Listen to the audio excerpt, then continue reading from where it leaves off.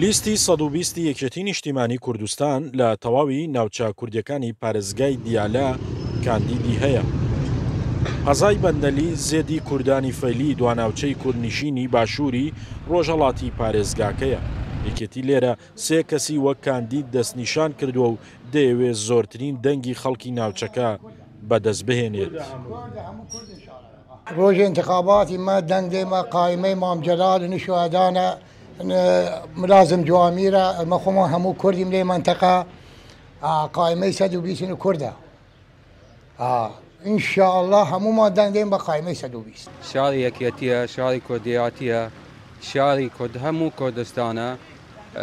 یعنی داوای بکەین لە شاری لە خەڵکی منەلی دەنگ بدەن بە لیستی 120 لیستی یەکێتیە، لیستی خۆمانە 120 بۆ کەسی نێدەمەقەزێ لە غەریوی نەمەرەوی ئێمە لە خۆمانە خۆ خاطر ئیمام جەلال ڕەحمەت و ڕوحی 100,000 ڕەحمەت و ڕوحی. سالار حەسەن بازک کاندیدی ژمارە 22 لە لیستی 120 یەکێکە لە کاندیدەکانی مەندەلی و بە دەرچوونی دەیەوێت لە ئەنجومەنی پارێزگای دیالە شەڕی ئاوەدانی و ڕێگری لە پەرێوەزخستن و پاراستنی مافی دانیشتوانی شارەکە بکات. من کاندید خۆم کردمە لە بنەی ئەو شارە وێرانە خزمەت ئەم شارەکەم بکەم، نە ئاوێتیایە نە کارەباتیایە و سێرکەی بە چاوی خۆدان شارەکە چۆن هەلاکە. لە بنەیەوە کاندید خۆم کردمە خزمەت شارەکەم بکەم، ئەوەیشم دەنگ دەیە پیم وەثقەی خۆیت ئەو ثقە با گوم نەکەم، با ئیش بۆیان بکەم و سەربەرزی وڵات خۆم بکەم ئینشاءالله.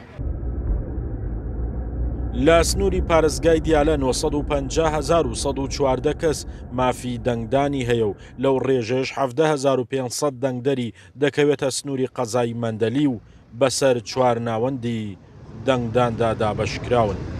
دانیشتوانی مەندەلی دەیانەوێت لە ڕۆژی بەڕێوەچوونی هەڵبژاردننی ئەنجومەنی پارێزگاکان بەشداری پرۆسەی دەنگدان بکەن. بەشی زۆرینەی کوردی ناوچەکەش چاویان لەسەر لیستی 120 یەکێتی نیشتیمانی کوردستانە و دەیانەوێت زۆرترین دەنگیان بۆ ئەو لیستە بێت. شاخەوان محەممەد، کورسات نیوز، مەندەلی.